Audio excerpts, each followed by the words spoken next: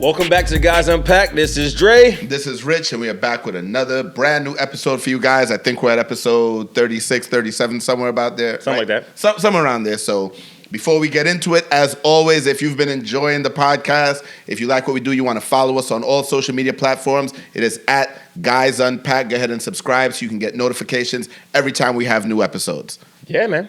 All right, Dre. It's been like 2 weeks since we last recorded.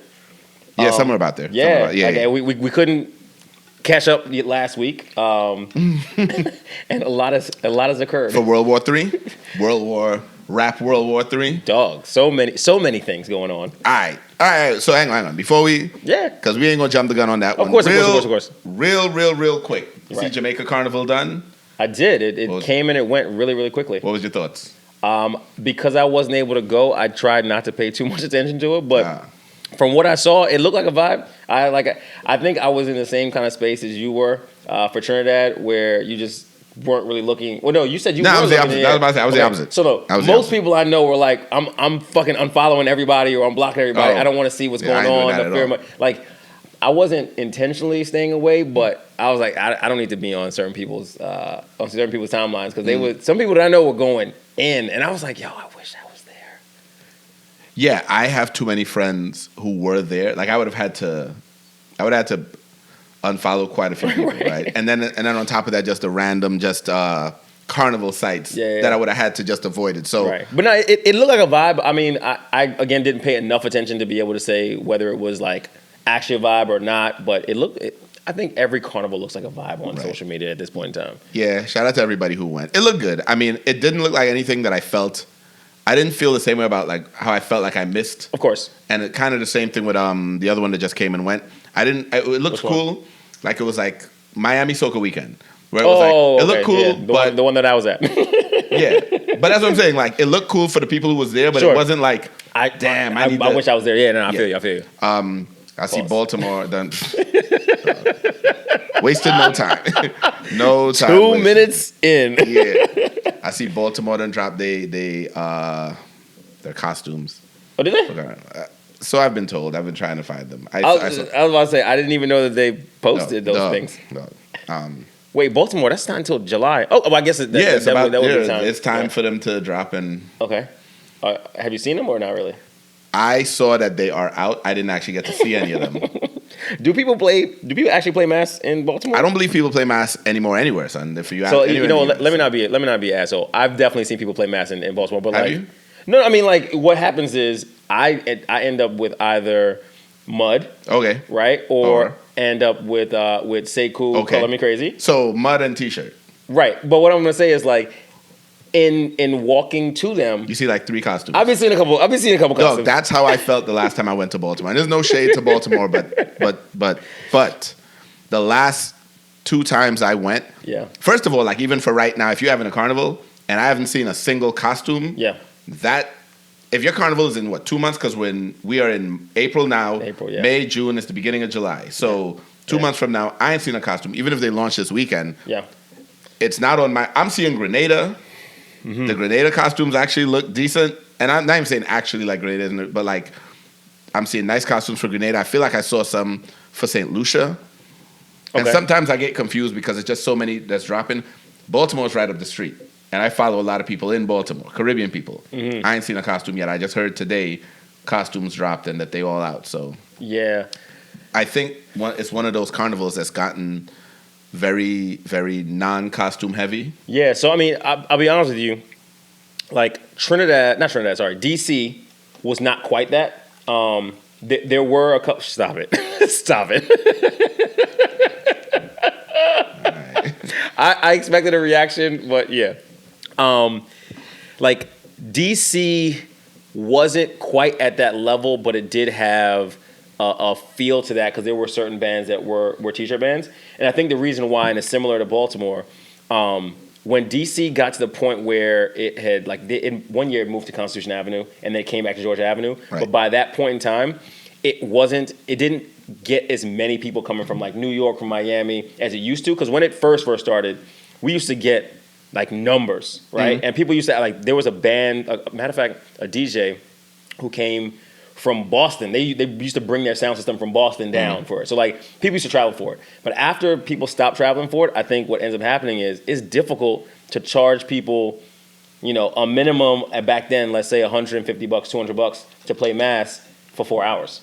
You know what I mean? Right. And I think it's the same thing in Baltimore. And it's worse in Baltimore because the route is short. It's short, but who really wants to go to Baltimore, dog? Like for Carnival no shade to Baltimore. No, I'm throwing shade not to Baltimore Carnival, but to Baltimore. Like to the city. Who really wants to go to Baltimore outside of like hitting up the aquarium or the aquarium is dope. Yeah, the aquarium is dope. Or if you're going to the harbor, harbor is dope. What I mean? Like, but the carnival's not there. The carnival's in the hood. Yeah. Right. It just so happens that they put a pause on the hood for Carnival, and then it goes right back to the hood afterwards. Kind of like Trinidad a little bit. No. At least Trinidad might hit parts of the hood, but Trinidad also. But no, I'm not talking about being in the hood. I'm talking about like Trinidad puts a pause on the hood activity. Oh yeah. No crime in Trinidad during Carnival, and then Ash Wednesday on right back to business. So. As soon as Lent starts, right back to business. So, but yeah, same kind of thing. So I mean, I think financially, it actually makes sense to do a t-shirt ban in a Baltimore because your overhead is way lower. It's way easier to print shirts closer to the time that you don't got to put the effort into creating costumes and stuff like that. Yeah, so the supply chain aspect of it leans toward that. It's cheaper to print shirts, especially if you're doing it in bulk. And I mean, on the real, who really cares? If you don't really care about the carnival and it's allowed, make your money, have a good time. For the people who don't want to wear a costume anyway, you want to spend a little, maybe $30, $40, you put a t-shirt on, and if you even put a t-shirt on, you get a couple of drinks on lime. Yeah. You know what I mean? Like, it makes sense. I don't disagree with anything you say, right? For Baltimore, for anything here in the States, even for some of the islands, my only problem is I'm seeing more and more of a push for a more low-key, low-stress, low-effort mass production, and the T-shirt bands and the, like, sections that have, like, just the little bikini and that's it. Like, they're not really putting a lot of effort into the costume. My problem becomes that is reaching Trinidad. Is it? Yes. So, like, I know Yuma has, like, if you look at Tribe's costumes for men this year, they started with just the men were just getting a T-shirt. Really? Like, the starting point at $800 was T-shirt. You get it shorts though too. And shorts. Okay. So you don't even get a costume until you paid more. Bruh, I ain't gonna lie to you. As a non-masquerader, like if I ever were to play mass and that was an option for the men, not for the women, that shit works for me because even if that wasn't an option, what's gonna end up happening is all I'm gonna do is wear the shorts anyway. I want my shorts, my wristband, because all I want to do is drink. And right. So. And I know you're a masquerader, so I know that probably makes your blood boil. But all I want to do is take a drink here and there, and not get kicked out by security, dog. I get it. I understand. I hate that in Trinidad. I know. Take that shit to Jamaica. Take that shit to Lucia. Take that shit anywhere but Trinidad. Like, if you don't want to actually play mass, don't come. Or you could legit, because like you said, it's about not getting kicked out of the band, be able to get your drinks and be able to come out, lime on the side of the road. But I don't want to get kicked out. No, that's what I'm saying. Don't jump in the band. Lime on the side of the road. I want to be in the band. Right, but that's my point. That's my point. Save that for the other carnivals. And again, I'm on my soapbox with this, right? Like, I don't like the watering down of the carnival experience. And again, you're not watering it down to the person who's playing mass. But offering the watered down options, to me, is diluting the carnival more than it's already been diluted. Because now you're starting to see it with some of the women options. Because I'm seeing women saying, I would like just a little kind of Monday wearish option. Or yes, I saw that. Okay, that is what made me even bring this up. I got a problem with it. Right. I've seen that. The women got to stay in costume. Monday men. Nah, dog. So like now Yuma offers a not low impact, but a section they call the Rydung section. They call it what? Rydung. Okay. Where basically it's just like It's almost like a Monday wear for Tuesday. It's just like a bikini. Like no, okay. There's very little to it, right? I mean, Monday wear does be kind of nice though too. I mean, just yes, for Monday. I just don't want to see no woman on t-shirts. Like, but that's what some people were asking for. It was like, look, we just want the worst you guys can do is Monday wear. Dog, I've seen it, so I'm like, I don't want us to get there. I don't even like the Monday wearish looking option on a Carnival Tuesday. I think that's what you have Monday for. Sure. I think Monday is the day to come out and free up, right? Yeah. Men and women. You come out in just some shorts, no shirt, you pump, you get your drinks. If you don't want to play mass, then don't play mass. Don't play mass on Tuesday. I don't even mind they offer a Monday only option for like less money. See, okay, so that's a compromise. Right. I think compromise. I feel like Tuesday you have to be in costume. I would not have a problem with them saying, okay, cool. For those of you who don't want to go all out, we have a Monday only option, and it's a separate wristband that only gets you in on Monday. So on the Tuesday, what are the fellas wearing? So I got to prepare myself for this shit. Like, no, what is I know it's a costume. I mean, it obviously would depend on the band, but it would be like the shorts, the belt, the chest piece, the arm piece. Yeah. So what happens if I decide not to wear the rest of it and I just wear the shorts? Because quite honestly, that's what it is. Right. Here's the thing. Nobody's going to kick you out for that, right? Exactly. No. And I'm not debating that, right? Nobody's going to kick you out for that, right? But here's the thing.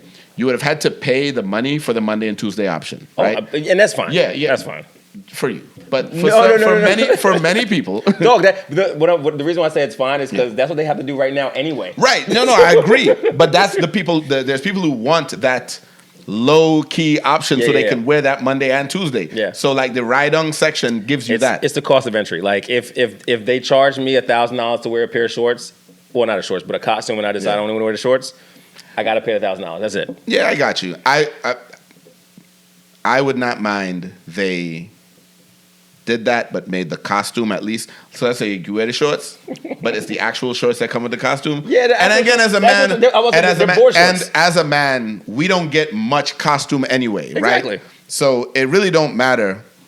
Even though now they've been doing more with the costumes, like giving backpacks and bigger headpieces and stuff like that. So, but we don't really get much options. Y'all don't really cater to us to begin with when it comes to like the costume design. So I'm not even tripping over that. Right.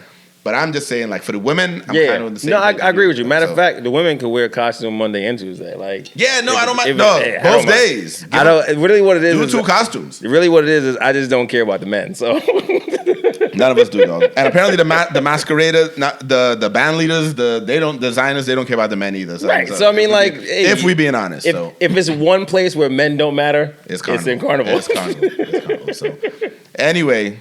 That's that, because now we got to get into what we got to get into, dog. Yeah, man. All right. So we ain't record for a couple of weeks, like we said. Sure. And a lot has happened since, because I remember the last time we recorded. Yep. You was calling for peace. You wanted to send a Bible verse. Nah, I remember, dog. You said you want to send a Bible verse. Yeah. I also said it would be dope if they planned all this shit. And you said that too. You said that they planned it and then did it. Yeah, you said that too. Yeah. But you're right. You're right. Right. So you didn't. You wasn't. I was here for the. You were here for the war. You were here for war. I was ready for tanks to pull up to the demilitarized zone and see who will fire off I'm first. the nigga who takes a flower and puts it in the gun, bro. Like. So since then, what we've had has been J. Cole dropped EP. Yes, a whole fucking EP. Which was dope. Might delete later. Right. Last song on the EP, 7-minute drill. So you know what? We're gonna do this chronologically. Let's get into that. What was the thoughts on the EP? What was the thoughts on 7-minute drill? Dog, the EP is still on repeat in my truck. I'm bumping that shit. Yeah, nah. J. Cole can rap, dog. J. Cole be rap. J. Cole can rap. Son. Lyrically, it's on rotation, and honestly, there's not one record on that EP that has to be skipped. Like, it's like the beats are dope, the features are dope, his lyrics, of course, are dope. Yeah. It was dope. The same sentiment. So we don't even gotta. I don't even gotta do a whole same sentiment. 7-minute drill. I think that nigga, like, he precisely just chopped up motherfucking Kendrick Lamar, dog. Like, it was like the precision that he used, and then also had like the ability to be like, yo, I actually like that nigga, and it's just a warning shot. Like, yo, those aspects of it just like it just brought me back to when hip hop battles were actually dope, and right. like, you know what I mean, like, and all I could do was wait. I'm like, yo, I can't wait to hear what Kendrick comes up with. Right. I'm not gonna like it because I'm not really a big Kendrick fan. I mean, like, I'm a fan, but I'm not a stan. Okay. I'm more of a Cole stan. Yeah. But I still want to hear what Kendrick, because his pen game is strong too. Yeah, nah. I mean, the song on Future album. What's the name of it? Trash. I don't think it's okay. So trash. Nah, I don't think it's trash. Dog, it's been a number one for 3 weeks. Yeah, but it's number one for 3 weeks. The song got a vibe. I'm hearing it. Before we get to this, I'm hearing it in my car on the radio while I'm driving. Sure, it's getting played, and it's bumping, dog. Bro, I'm with it. Like, yeah. You don't like it. I'm just saying, like, compared to first person shooter and 7-minute drill, it's just not in the same class to me. But I also realize, like, and not to go too far in advance here, I've also realized that because it's so subjective, right? Like, there's some people who thought 7-minute drill was trash. Yes. There's some people who think that like first person shooters is trash. Like, so I realize it's subjective. I even take it back to like Biggie and Tupac. I was never a big Pac fan. Like, I thought he was really prolific with his pen game, but I was always like, I just don't feel his consistency in all of his raps. Okay. And I'm a Biggie fan when it comes to hip hop, right? So I know that there are people who think that Pac was the greatest writer alive when it came to hip hop. Yeah. I look at them kind of strange, but I get it. It's different styles. It's subjective. So for me, Cole is my dude in this. Kendrick, not so much. Hang on. But now, to get back to Biggie and Pac thing. So what did you think about Hit 'Em Up? Hit 'Em Up, it was solid. Okay. Don't get me wrong. Like, Pac has some records that I still bump and I still play. Yeah. Right? What I'm saying is, from a consistency standpoint, some of his shit was just a little bit too much poetry, I think. Like, it was just way too. No, I'm a bigger Biggie fan than a Pac fan. I guess that's my bigger point, right? Yeah. Like, as a full catalog, Biggie was my guy compared to Pac. See, I can't go that far because Biggie didn't have a full catalog compared to him. No, what I mean by full catalog, I'm saying like looking at Biggie's full catalog compared, like, I'm a Biggie fan. I like Biggie better. So, all right, so that aside. Yep. Right? Yep. 7-minute drill to me was good. No, I have nothing negative to say about it. Okay. It was a good song and it was a good diss track. Okay. He did, like you said, play it kind of friendly. Yep. Keep some of the bars to where he's like, nah, see, I actually like you, I actually respect you, blah, blah, blah. Yeah. So while he was taking his shots, he was being measured in how he was saying them. Yep. And I liked that. Okay. You made it very clear. No, the song was dope. You made it clear on the last episode. Yeah. So I don't even know what you're talking. Like, I can't even I can't process what you're talking, because it is all subjective. But I feel like that was a song that was. I don't even feel like that was subjective. I think that was just a dope song. But no, so when I'm talking about it being subjective, I'm talking about like the whole package. Mm-hmm. I'll put it this way: if no one pointed out that was a fucking diss track. Because it really, in the reality of things, it wasn't really a diss. It was track. a more subtle diss, right? It wasn't like pim pim pim fuck Jay-Z. It wasn't that, right? You know what I'm saying? So that's what I'm saying. Like, yes, it started it. It was the kindling of the fire that's brewing right now. But I was like, it's a song that's I can listen to. It's not a song that I'm like, yo, that shit is fucking fire. Yeah, nah. All right, so 7-minute drillers though. Right. So shout out to J. Cole. So in the midst of that, right. I was giving it. I was Cole over Kendrick in that moment, right? Because I like you. I thought 7-minute drill was the better of the two entries in the beef at the time. At the time, yeah. But like you said, I heard some people thought 7-minute drill was trash. Right. I heard some people that thought that Kendrick's energy was just more aggressive. Sure. Because Cole was kind of half stepping. So I think that's what makes it even doper. So here's my thing. That is what I love about rap beef, because now it creates conversation and now we can sit down, because that's what was happening, and dissect it. In the day of that Saturday, I'm at work talking about coworkers, and we just like, yeah, did you hear it? Yeah, it was okay. Nah, blah blah blah, and we can get the dialogue back and forth. So us as fans, that's what we want. Right. You know what I'm saying? We don't want to. I don't even want a clear cut winner. I want enough dope music that we can argue back and forth. Yeah. And nobody can be right, nobody can be wrong. I love because it. at the end of the day, all of it was dope. Boom. And Sunday hits. But you already know. I respect him for what he did at Dreamville. And for everybody, I text Dre on Sunday. Immediately. I was like, all right, you was right. You was right. And I was not happy. Immediately. Hey, yo, you seem so salty in that text too, bro. Dog, I was beside myself. Okay, so Sunday comes and J. Cole issues the apology at his festival. Yeah. Not only does he issue the apology, he bigs up Kendrick Lamar on stage live again at his festival in front of his fans. Talks about, my niggas wouldn't even want me to do this, but it didn't sit right with me. He's like, I couldn't sleep for the last 2 days. Yeah. He talked about how it caused him to move in a way that was not in accordance with how he's been moving, sure, which I can respect and understand. Yep. How it did not sit right with him to have to go at somebody that he didn't really feel that way about, and to kind of like downplay his catalog while doing it, because that was part of the diss. Sure. Was talking about his catalog. And so he apologized. There was truth in that, though. There was truth in it. But right. The other part of the truth is that J. Cole ain't the one to talk about that. Sure. No, agree with that, too. So, 100% agree with that, too. So talking about that, and said, basically, Kendrick, whatever you about to do, I'm going to just take it on the chin. Right.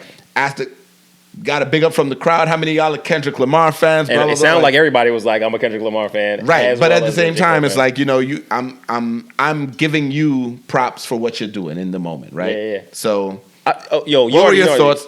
What were your thoughts on the apology? I was about to say, you already know, like I rock with it, especially timing wise, right? Like he got his word out first. and said he was taking 7-minute drill off the street. Right. Mm-hmm. And he did. We're going to talk about that. He didn't. He waited a week. It wasn't at that point in time. But he could have. You're right. He got the first week streaming numbers in. I mean, this has been. And then he took it off. Yeah. So anyway. All right. So anyway. The name of the fucking EP was Might Delete Later. So you know what I'm saying? Like, yeah. Anyway. Yeah, I guess you can't get mad when you can't get mad. Yeah. Right. But either way. Like, I rock with it because I think one thing that, and this is more from a society standpoint as opposed to just a hip-hop thing, I think dudes in general have not had the space to, like, show up authentically, right? Like, I feel like, not to get too zen here, but I feel like a lot of people feel like they have to be something for other people. And the reality is, he had a moment where he felt like, I guess his ego took over and he felt like, I got to say something because people in my ear saying I got to say something. He did it. It was dope as shit. Afterwards, he felt like, it's not really feel like, to exactly what you said, he didn't sleep well or whatever the fuck it was. And he decided that he wanted to publicly say something about it. And I think how he said it was probably even better than just going on like an interview or something like that. He did it on his platform with his fans. I thought it was fucking dope. Like, yes, do I understand that there are a lot of people who thought it was whack as shit? Without a doubt. But me personally, as a dude who I will say struggles and stumbles forward, that's kind of like how I look at it. Like, I rock with it. You know what I'm saying? Like, he was true to himself and he just let his people know that that's what it is. But he still made sure he let motherfuckers know he still got some pen game. So I rocked with it. Soft. That's fine. It was, as some people said, like, that was the most light-skinned shit ever. And I was like, dog.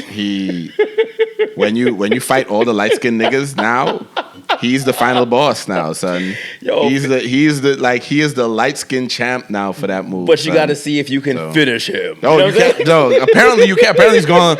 Apparently he's going to leave and apologize. Apparently you don't have to do much. I'm talking shit. But in reality, I gave it thought, even in the moment when I was mad. But I was like, yo, I understand moving outside of what feels natural to you, sure, and responding in the moment. And again, I said this, like, there were levels that had to be crossed, right? Like, sure, you had to write it, you had to record it, you had to hear it played back, you had to make the decision to put it on, and then so you had several places where you could have said, nah, I'm not doing this. Yeah. You didn't need to put it out, then wait 2 days. Because I feel like at the point that you put it out, it's there. It's in the ether, right? Sure. So you could have just left it. Cool. You got the response, you heard or whatever. And again, my feelings a week ago are different from my feelings now because now I'm not in that rap fan brain of like, yo, this was some. You had a whole week to fucking think about it and, now and emotions down and everything. It's more than just that. It's more than just that. Okay. Yeah, it's more than now. Based on current events, which we're gonna get to, my opinion has changed drastically. But in the moment, my opinion was, you know what? You didn't like how the song hit. Sure. You didn't like the feeling of hearing the song. And I remember hearing that from Eminem in one of the songs that he has on one of his more recent albums. I think it was like the Marshall Mathers LP 2, where he talks about how he feels about cleaning out my closet. Like in the song, he talks about he don't even perform it anymore. Right. Because now in hindsight, it's just not in line with who he is. Right. So that's growth. Sure. Cole did that in 24 hours, but whatever. You know? Whatever. But you know black people do it better.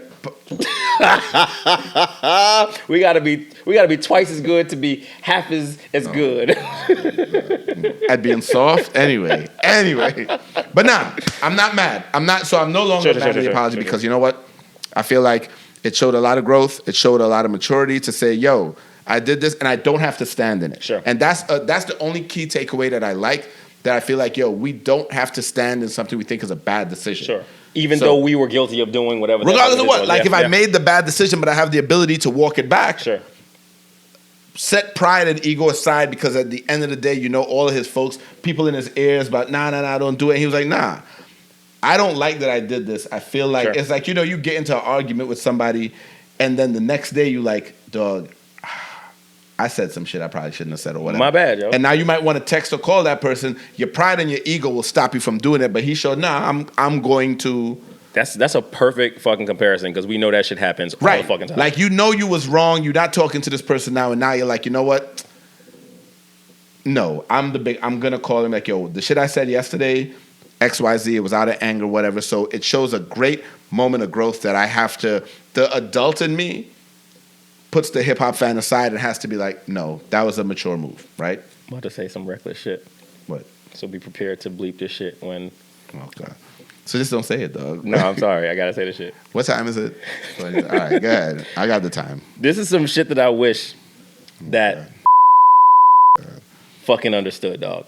Well, I have to cut all of it out because there's no way I could just cut out a name. Like, just cut the name, because I just cut out the name. That's what I'm saying. Because that say way, less. That way nobody knows what the fuck I'm talking about. Say fewer.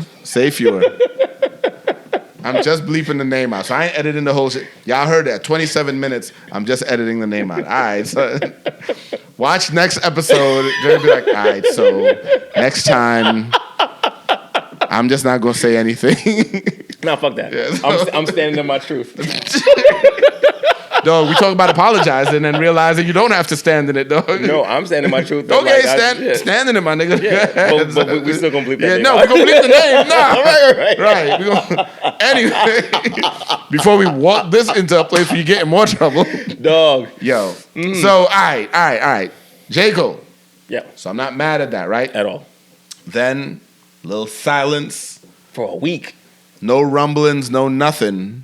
Actually, it wasn't even a full week. It was almost a week because who was it? It was your boy, Budden, is who came out online and was like, I haven't heard it, but it's like nuclear. No, yeah. All right, so on the Joe Budden podcast, shout out to Joe Budden and the team, he said that he was hearing from other people in the industry that there was some heat coming. Right. And then it did not drop on Friday, and a lot of people was like, what the fuck? Talking shit, making it seem like he ain't know what he was talking about. Whew. And then on Saturday. Then later that he was correct. Nigga. All right. So we gonna talk about push-ups. Drake drops his reply to Kendrick. Didn't drop. No, actually, yeah, you're right. Never mind. I take that back. Because that's a big thing that I have to talk about. So, all right, boom. Yep. So it gets leaked. And honestly, I actually kind of love that it got leaked first. because it started all this chatter around like, is this real? Is this AI? It sounds like him. I'm not sure. Da, da, da, da, da, da, da. And then like another hour or two passes, and then another version, a shorter version, more polished version, gets leaked. Because it's still not coming from Drake specifically. But that didn't actually get leaked, but okay. Right, well, you know what I mean. Like because it was sent directly to academics. Right, so it gets published. Let me put that way. It gets published. The second version is CD quality. So it's a higher bit rate. It sounds cleaner. The actual beat was a little bit different. No, it was a completely different beat. Right. Because there was a Get Money sample on the original one. This was a different beat. Right. It's a little bit shorter. So the first one I think was like 5 minutes and change. He cut out like there was a part in the end that he cut out. Yes. And he switched to an academics drop, something like Right. But he cut out like the last few bars. Right. And then this one comes out, and I was like, oh, this shit's even harder, dog. Pause. Like this shit is fucking catastrophic. Cause when this nigga was shooting every fucking body. Yeah, he took shots. Niggas was catching strays everywhere, dog. And they wasn't even strays because you're right. They were directed. Strays implies that I'm shooting at you and the niggas around you getting hit. The reality is you're right. These wasn't strays. Like everybody caught a round or two. And what I liked about it too is because I had to actually go and listen to a dude break it down. I shared it with you online. Because as much as I loved most of it, there were parts I was like, I don't know what the fuck he's talking about, but this shit is fucking dope. Then when he breaks down, I was like, he got like real personal out here. He talking about shit that nobody else knows about except for niggas in their camp. And I was like, this thing it took. I see why it took you a fucking week, actually 2 weeks. I don't think was it a full 2 weeks? Yes, because remember, like that came out 2 weeks prior. Yeah. And then, but you know what it was?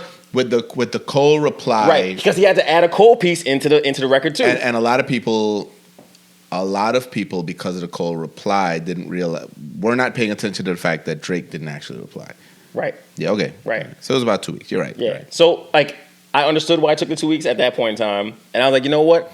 It was worth the wait. Because we got the Cole the week after, and then we got Drake a week after that. Like it's keeping the momentum. So now I'm like, I can't wait to hear Kendrick's joint. Yeah. But before Kendrick's, there's more. You know what I'm saying? Like I know. I'm not jumping into it. I'm just saying there's just so much about this shit that I wasn't, as you know, in the last episode, I wasn't excited. You wanted prayer. You wanted prayer. Now I'm like, I want to be a warlord. Don't get excited. Don't get excited. You wanted Bible verses. You wanted apologies and whatever. Well, you know what? The Bible had some rap in there too, my nigga. So okay, cool. We're gonna break this down real quick. Drake dropped Push-Ups. Yes. But he didn't actually drop it. This is my first problem with the drop. Okay. I don't like the fact that it was not an official release.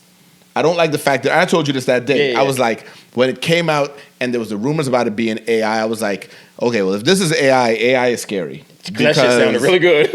Because this sounded like a response. This was very specific. Yes. This went at the people it was supposed to go at, and it sounds like Drake. So if this is where AI is going, scary dog, we have a whole different conversation, and we're having a whole nother podcast right now because what the fuck? But turns out, okay, cool, it was actually Drake, right? Right.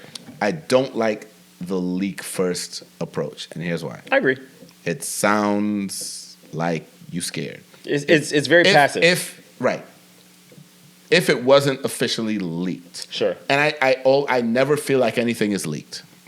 Because I think it's too easy to maintain control and security of your stuff in 2022 for all of these leaks to be happening where you have no control over it, and all of a sudden, like, someone in or around your camp has the access to put it out publicly, right? Sure. So normally when a quote-unquote leak happens, I assume that the person involved knows that it's happening and approved or wanted it to get out in a way that they could distance plausibly deny that they were not involved with it. And this way you get a temp check. Yeah. No, it's a good point. I put it out as a leak. Let me see what people think. It's very calculated. Right? And I'm not, and I have the regular one because the CD, the official one was right behind it. Yeah. So it wasn't like days went by before. No, he had it ready in the tuck. So you put out the raw version. Let me hear what people think. Oh, they feeling it. All right. Load up the cannon. Let's go. You know what I'm saying? Let's load up the real one now. And then you still ain't even like say it with your chest. You still ain't even like you didn't just drop it because so now when the actual quality one came out, and I'm gonna get to my thoughts on the quality one in a second. But even when that came out, there was still speculation, at least on my part. Like, is this even the real one? Because like again. Academics had it, and he played it on his thing, and everybody, I'm looking at the comments, and people arguing back and forth because they're like, yo, no, Drake sent it to him, blah, blah, blah. How you know Drake sent it to him? And I'm like, damn, do we actually know? So you go check all of the official places from Drake, and nothing. Nothing at all. So that leads the initial person to be like, I don't know if this is real. Like, I want this to be real because it's dope. Right. So, okay, cool. Dissecting the actual track? Nah, that's fire. Dope. I liked it. Honestly, I ain't gonna lie. I was a little scared that it wasn't gonna be what it was. Okay.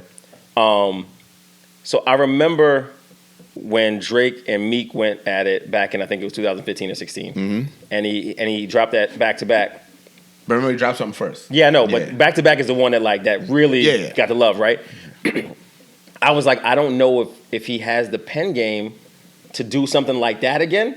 Like, you know, some records are just fucking massive, right? Yeah. And you can't recreate it. Like, it's similar to Michael Jackson's Thriller. That shit became so massive, and I don't know personally if he tried to recreate it, but he was never able to recreate something like that, right? Yeah. So the same thing here. I'm like, I hope he don't fuck up, especially because Cole dropped a dope-ass fucking record that got pulled back the week before. Right, because I'm about to say, at this point, the Cole not even in it no more. No, I know, right? But what I'm saying is like, from a fan standpoint, as an onlooker, I'm like, Cole, like Cole shit was hot. Drake can't come through with some bullshit because now it's like, damn, the one hot one got pulled back, and now what we got? And now the good thing about it is Drake got to hear what Cole's response was. Specifically correct. And determine if what he had would have been as good or better. Sure. So if he had something and then he heard Cole's and was like, ooh, nah, that shit, let me hold on to this. Yeah. You know what I'm saying? And let me go in and put some heat out. I need to come a little harder than he did, pause. So it's like, let me get my shit together before I actually drop this. So that was an option that could have happened. I don't know if that's what happened, but it's like that was you get the opportunity because I get to see, I saw what you put out with Like That. I saw what you put out in response. Now I can figure out my angle, and I can actually gauge what do the fans what works think and what. Yeah, for sure. Before I even come out, so it's a good strategy. And again, calculated as fuck. The drop in the leak, because this is what I think happened. So I'm not even going to keep walking this back. I think this is what he did. I think he dropped it. He leaked it for a heat check, real quick. Cool. Let me hear what y'all think. Oh, they feeling it. All right, and then I'm gonna send this version to AC and let academics drop it. I'm gonna co-sign it, blah blah blah, and it's gonna go. And it went. It went.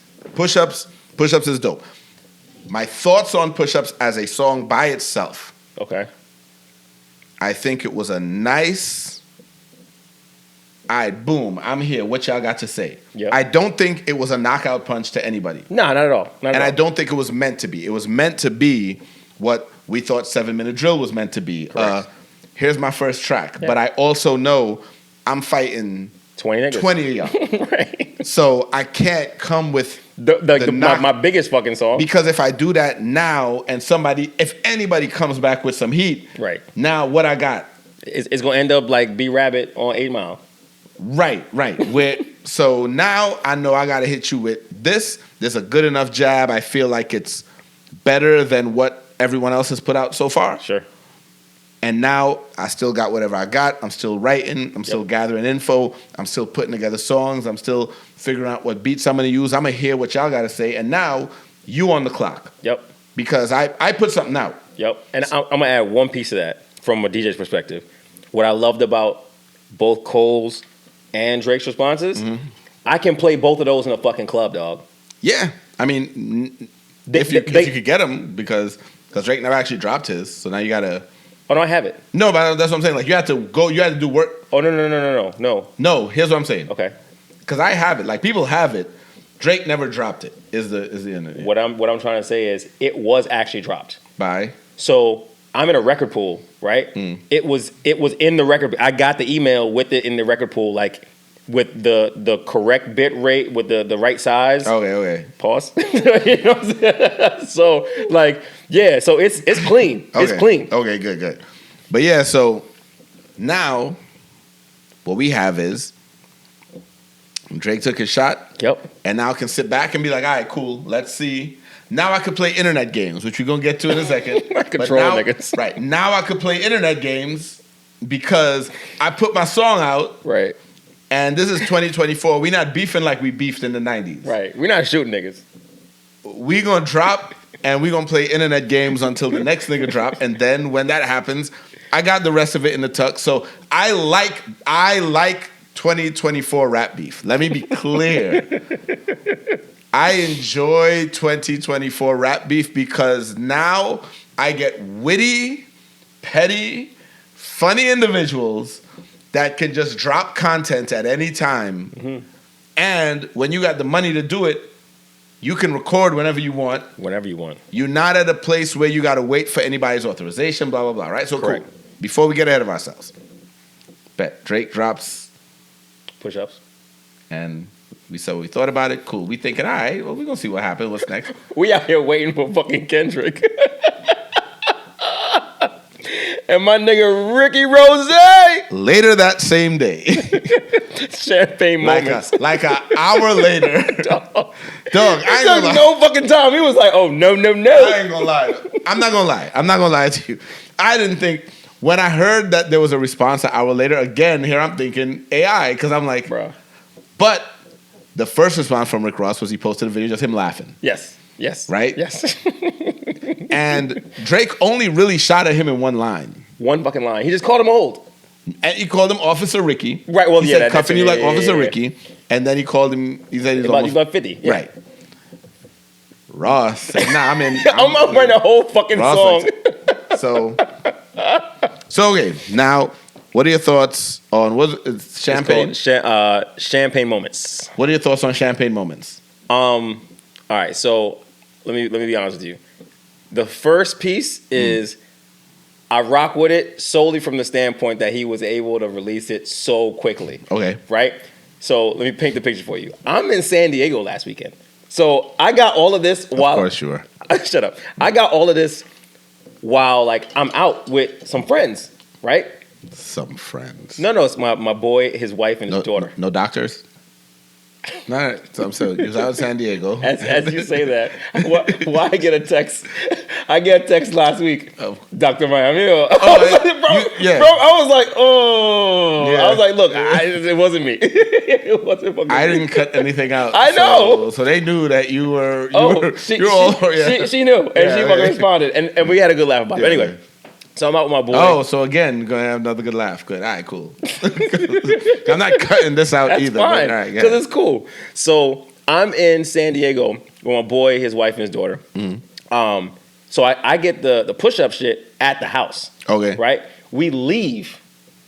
So I'm not really on my phone, and then I'm starting to see things pop. Like, I just popped on social media real quick, and I'm like, what is all this chatter? So I see Champagne Moments. Didn't get to listen to it, but I was like, at this point, I'm like, I can't wait to get back to the house. Right. So I can actually listen to this shit. Right. So anytime music gets me excited about getting home, listen to this shit, like, you already know I'm excited. That said, the record was cool. It wasn't a knockout punch from a witty standpoint, but he was definitely trolling the fuck out of Aubrey. No, of course, 100%. Like, 100%. like he just 100%. He went in. I was like, all right. It was actually getting a little cringy with the white boy comments and shit. I'm like, okay. It's and the only reason I say it's kind of cringy is like, at a certain point, like, just be a little witty. Like, to me, that's like the lowest common denominator, right? It's like, okay, like the lowest hanging fruit. You know what I'm saying? It's like, okay, he's mixed. Okay, you know what I'm saying? Like, give me something that makes me go, oh shit, that nigga like used some creativity here, and then he said it like 30 million fucking times. Yep. And I'm like, okay, like now you're showing me why you were able to get this shit out so quickly. Oh, I'll do one better. Okay. So Record drop about an hour, 2 hours after the first one, right? Yep. I think, because I don't know, I like Ross. I'm a fan of Ross. Me too. I don't know. I'm actually pissed he hasn't been coming out with music lately. Yeah, but I mean, he chilling. He doing his thing. Right. He's just being a millionaire. I don't know the extent of the speed of his pen game. Sure. I believe he already had. That was already sitting there waiting. Right. Mm-hmm. Because the only thing on there that referenced anything immediate was the hook. Right. Where he's talking about you leaking shit. Right. About when we talking directly. Right. So I feel like when this started, he probably started writing one time. He had it put together, and I'm sure he got the studio in the basement or whatever. So it was easy for him to go just, oh, this is what you're doing? Cool. Went downstairs, boo, laid the track.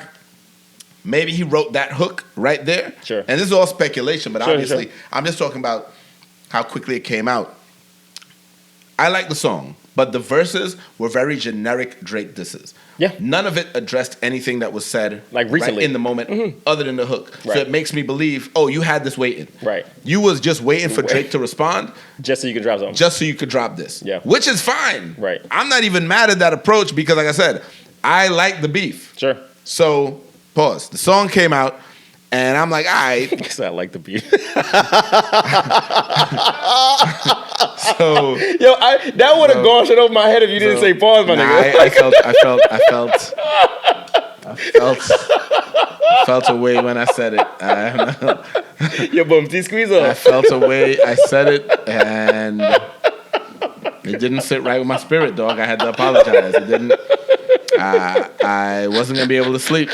You know, I've been moving a certain way. Nigga, shut up and go get back to stuff. Oh God. So but nah, bro. So cool. I just assumed he had that written. He had that in the tuck and wait, and boom, dropped it. Cool, like it. Yeah, song is dope. I don't think it was because, like you said, the attack, the white boy attack. Yeah. To me, okay, that's funny once or twice. It was like he said like 8 times or 10 or something. I'm like, all right, man. You talk about him and Weezy and there was shit in there that was good, right? But it was like, yeah, but this to me was not better than push-ups. It wasn't better than push-ups, and most of us are waiting to hear from Kendrick. Right. We weren't waiting to hear from you. Nobody actually gives a fuck about what Rick Ross has to say right now, except for Rick Ross and his crew. But I wasn't mad at it because I'm like, you know what? You call my name? Yeah. I'm a fire back. Of course. And what I like about it is that Ross is like, I don't care who else is I'm jumping in now. Yeah. So, cool. Ross does that. Then he put on his 50 Cent hat. Talks about the nose job. And then the back and forth since then has been hilarious. The perfect part about as I already said before, I think it's stupid. I really don't like it. I know you like all the stupid back and forth shit. Love it. I will say this: the one thing I appreciate about the back and forth though is it's keeping me entertained until Kendrick drops his shit. But that's my point. I don't have to wait. As much as I like, and I'm waiting for the next song. Yeah, I don't have to wait for the next song to be entertained. Sure, right. And from that standpoint, I agree with it. But it's also just it's corny as fuck. I don't think it's corny. Dog, like all the videos has been dropping. Like I've been like, dog. Drake said Metro go find some drums. Yo, and then the drum line. And sent a drum line to Magic City, dog. Nah, son. No, son. No, see, that is creative though. But that's my point. Right. What I'm talking about is the social media shit is corny though. Unless you're funny with it. Yeah, I feel like some of the shit's not been funny though. Like so I think funny is relative. True. Okay, so Rick Ross has been online a lot. He has. right. Some of the shit is like, okay, I get it. No, don't get me wrong. It's just fucking lame, though. I don't enjoy all of it. Right. I do like that you're doing it. Like, I don't know if you remember this, but there was a point where, and this was so funny to me, when 50 and Floyd were beefing. Yeah. I remember all of that shit. It was during the ALS, the Ice Bucket Challenge. And 50 said, if you could read one page out of Harry Potter book, nigga, I'll donate 50,000 to your favorite charity. Fuck the bucket of ice and do that. And then he comes back. He's like, okay, they said the Harry Potter book might be too hard, so you could read Cat in the Hat. And then the Breakfast Club was like, wait a minute. We had Floyd up here reading drops. And then they played. Yo, they dropped him. I was like, y'all ain't shit. Y'all ain't shit. But it was without the internet, we'd have never got those moments. You're right. And none of that had to be on rap. So you're good. You're right. Right. So I am all for. You're all for the fuck shit. If you could be funny, do it. Because the minute we start beefing, let me take that back. The minute we start beefing, if we beefing for real, we beefing for real. Sure. Which is why, in hindsight, and that's why I said in hindsight, J.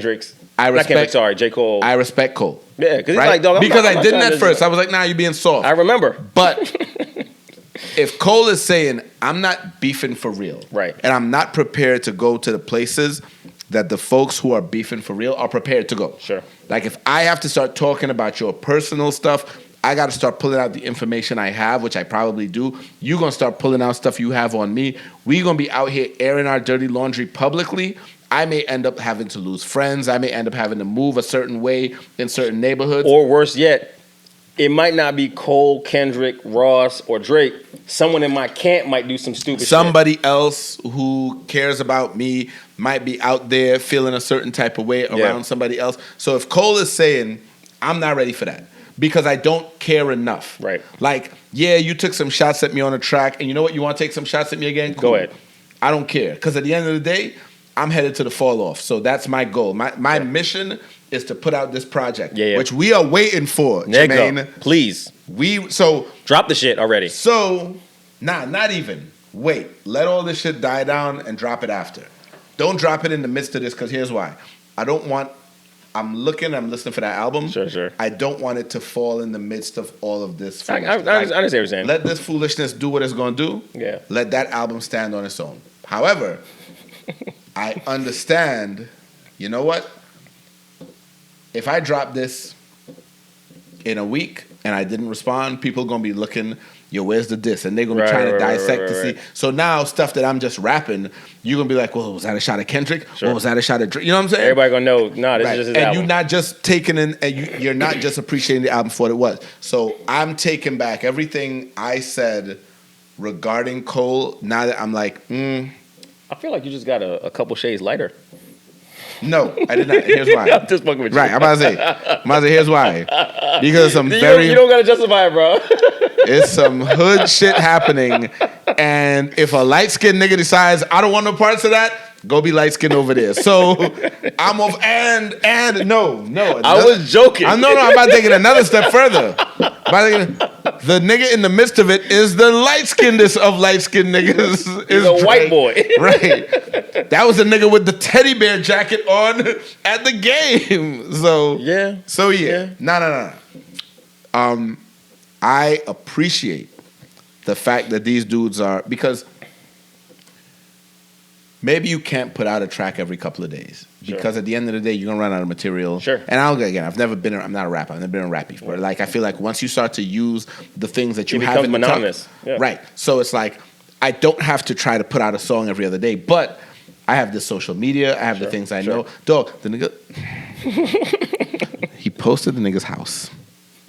Right? And again, the aerial view. This rich nigga shit. This is rich. Yo, it is the richest nigga shit ever, dog. No, this is rich nigga shit, right? No. Before you even go there, when you start talking about how, your jet is this, or your jet is that. No. That came later. That came afterwards. Right. Okay. You post a nigga's house and say, dog, you don't even own the lot next to it. That's a content creator house. I'm sitting here like, no, it's not even, dog. But like, that's the kind of shot you take where your money is so long that it's like, dog, that's the shit I would buy my girl. Like, what are you talking about? That's like when the chick is pulling up in the 3 Series Beamer or the small or the C-Class Benz, and you like, oh, you in your girl's car? What is that? That's not like, that's them type of shots where I'm like, bruh, all right, y'all talking some money shit. I can't even fathom. Can't even fathom. But that's where it's funny to me. Sure. Because I'm looking at these two millionaires talking millionaire shit, and I can laugh at it from the peanut gallery. Because I can't relate to none of this shit. Right. Can't relate, can't afford, but it's still funny to me because it's funny to y'all, right? Yeah. So I can watch that. Excuse me. And it means that now you have time you can put together the track. Sure. I don't gotta drop it now. You know why? Because I control you on social media for a little while. Right. I can give content for a little while. Yeah. And when the track dropped, I took time. Right. But and with that though, and I didn't think about that until you just started talking about it. You also are potentially creating more content for your lyrics. Right. So it's like, oh, I'm gonna troll him, see how he responds to this shit. And then now I know and what now I can put this. Now shit I can write about it. I can write about it. No, so yeah, it's a good point. So now I don't. And again, I'm not in a rush anymore. Sure. The fans are still engaged. Right. Your followers, my followers, still engaged. And you know what? I don't gotta put the song because the song is the trump card every time. Sure. That's what people are looking for. So in the midst of, I don't have to drop the song. I got all day. I'm on post. That's it. Text, post. So. Not mad at that, right? Ross responded like you was. Nigga goes, yo, they gave you that jet. Like, dog, like, yo, do you know how ignorant that shit is, though? Like, think about it, right? Think about it on some real shit, right? Let's just say I am an artist big enough for a company to give me a fucking jet that I can turn into a private plane. My nigga said he worried about you. And then goes, be safe. That shit was built in the 70s. I don't know if you realize how many planes that were built in the 70s are still in the sky, bro. That man said, yo, it don't even have that was meant for luggage. They don't even got the oxygen. Again, we laughing at private jet shit, but it's funny. Dog, it's so ignorant. So then he claps back and he's like, you don't even own your shit. Dog. He was like, your shit's a rideshare shit. And as soon as you bring it back, they take that rap off of it. I was like, I mean, how could you be mad at this, Drake? I'm not.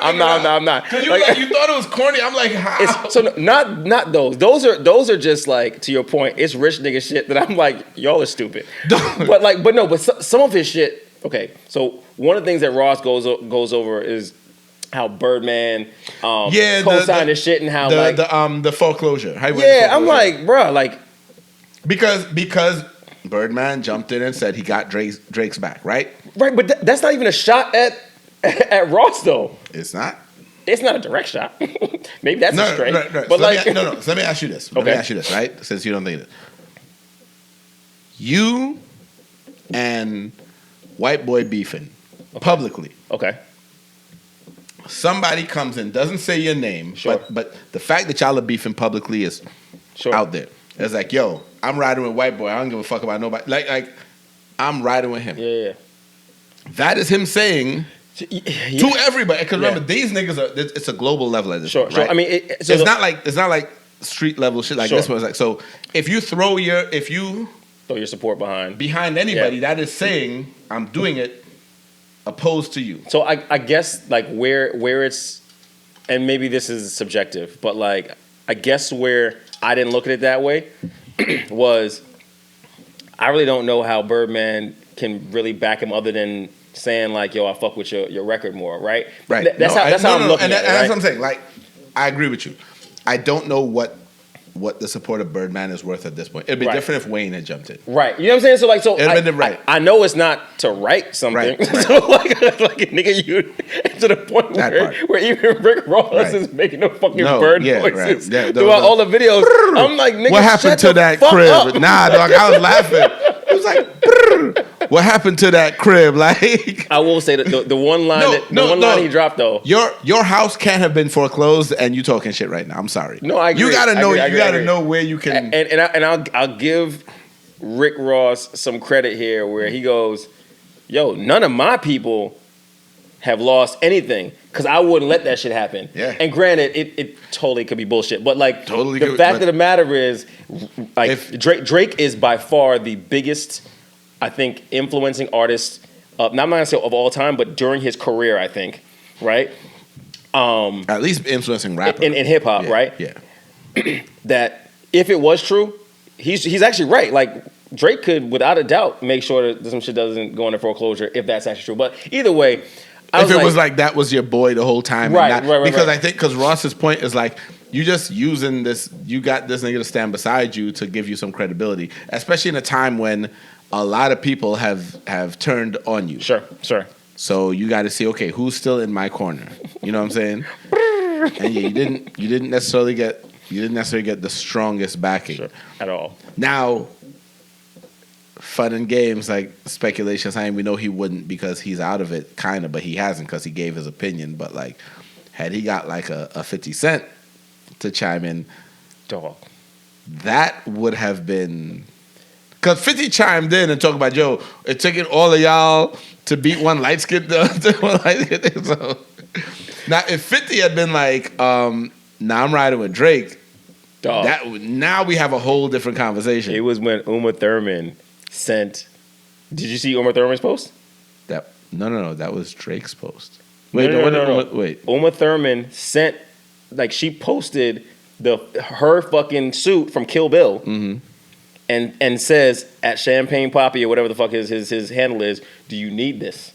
And then he reposted it. But before he posted that, dog, he posted a picture. Why she posted? No, I know. Yeah. But that's what I'm saying. Like the fact that Uma Thurman is chiming in, dog. Like that shit is fucking fire. But of course, Ross is a jackass. Think I can fit in it? I'm like, nigga, we know you can't fit in that shit. But I appreciate you jumping in and trying to make light of that shit. And that's the. How could you hate that, son? It's just corny to me, but it's entertaining. There's a lot of corny shit that's entertaining to me. So yeah, I guess I like. Again, I'm for the rap beef, but I also like the content beef because it makes the rap beef more entertaining. Sure. Because now there's so much stuff in between. So anyway, we had this. That was the last volley. Now all we knew, everybody's waiting for the Kendrick response. There's been some AI generated responses. Oh, have there? I haven't heard any of Kendrick's shit. Oh no! There have been some that are clearly not him. Okay, but that were actual AI generated responses. Are they good? They're okay. Okay. Nothing is great, but like after a while, you could tell it's not Kendrick. Okay. Right? And it's just addressing stuff, but the way it's not like I thought when I thought the push-ups joint was AI. I was like, this is scary. Yeah. This is more of this is what I expect from AI. Okay. So they're funny, but it's like the minute you know it's not Kendrick, for me. Sure. The minute I know it's not Kendrick, I'm moving on. Right? Yeah, so I rock with it. So we gonna see what actually happens because now that's Kendrick, you're on the clock. Like Ross said that Drake on the clock to buy Birdman a mansion. Kendrick is on the clock. He is. Drake has responded, and now it's Drake sending Metro drum lines and shit, and talking to his mom and posting his conversations with Ross. Yeah, dog. All of it. I'm here for all of it. Yo, keep this coming all through the summer. When you think we can expect to hear from Kendrick? So, I mean, I don't know what his creative process is. Now he has a whole bunch of fucking fodder to pull from. Hold on. Because I heard the song is done. I heard the rumors is that the song is done. Folks have heard it and it's heat. Okay. Yeah. Okay. Maybe. That's the rumors. But remember, because when the rumors circulated on the Drake shit, it turned out to be real. Sure. The rumblings is the song is that, and Kendrick's energy is on 1,000. The only difficulty with that is if it's actually done and he doesn't like go back in the studio and edit it all. That means he doesn't talk about any of the shit that Drake and Rick Ross is going through as well, which might not be necessary anyway. I wouldn't. Maybe. And here's why I wouldn't. Okay. If I have something done that the people around me who I trust, because I'm a heat test it with the people around me. Sure. I'm like, all right, is this enough? And if we all agree it's enough, then I can take all of this new stuff and put into get ready for round 3 for whatever. So it's like, good call. I wouldn't waste it now. You know what I'm saying? Yeah, if we all think that I got a good right cross and a left hook right now, cool. That's a good point. I mean, it's a good point. I'm kind of on the fence with it because like Drake hit some actual shots. I'm not talking about the fodder between Rick Ross and Drake. Yeah, I'm talking about with push-ups. Yeah. Like I feel like you went at Kendrick. I feel like you got to address some of that shit. You know what I'm saying? Like in your shit. So what I just mean is I'm hoping that whatever the finished product, it includes that. Yeah, no, and that's what I'm saying. I think what it is a response to push-ups. To push-ups, okay, gotcha. Without having to deal with what's still happening. Sure. And now you can take some of that. Sure. So, yeah. Well, I'm looking forward to it. Even though I'm not a big Kendrick fan, or stan rather, like I do respect his pen game, and I'm looking forward to what he comes with. Same. I will say this though. One last thing before we move from that shit. Yeah. I feel like the fucking beat has to be hard as shit though. Pause. Yeah, no, right? Like, agreed. Like that's the one thing I didn't really like about Like That, and I know you liked the beat, but the Like That beat was just tough. It wasn't tough to me. Okay. And again, subjective, but like I want that shit to be so fucking tough. Where again, I'm like, yo, I want to play this shit in the club, and it's possible that the reason why I wasn't crazy about Like That was that it wasn't his song, because. After a while, Future and Metro Boomin, it all sounds the fucking same, bro. Right. Okay. That's a point I forgot. Drake wins this round, in my opinion, because it was his song. Oh, all his. That's it. He wins this round to me because he loses points because he didn't say it with his chest. Sure. He didn't just drop, because you should have just dropped it. Sure. From your page, from your YouTube, from your Instagram, whatever, you should have just released the track. Yeah. But we got what we got. We here now. We heard the song. Everybody's heard it. People have copies of it, so cool. But I think that's the only thing that I walk it back a little bit. Sure. Now, Kendrick has the opportunity because the second Future Metro album is out. Did you listen to it? Dog, I'm not a Future fan, so it doesn't matter. True, that's right. So I listened to it, and I was like, y'all could have kept this shit. Well, I mean, yeah, it is what it is. You know what I'm saying? I'm not a big Future fan, so it didn't even matter. It had maybe 3 records on there. I was like, all right, I rock this shit. Oh. But I'm also not a big Future fan either, so that's probably why. Yeah, not Future fans over here. So, all right, we did it. We unpacked the beef, and if it gets spicy again, we're not going to address it again until it gets spicy again. Right. So you're not going to get a weekly whatever they do. When it gets spicy again, we're going to do a full unpacking of whatever it is at that point. Right. So we are transitioning right now to what has been happening in the world of sports. Yep. And these are all quick, so we're going to run through these real quick. So I already know what you're laughing at. Because I done left something. I know. That's why I was like, okay, I guess you're gonna skip that topic. We can go through that real quick too. I don't think it's gonna be a long discussion. No, it's not. All right. Sorry. Before we get this one, so part of the dissing on Drake was that he got a BBL.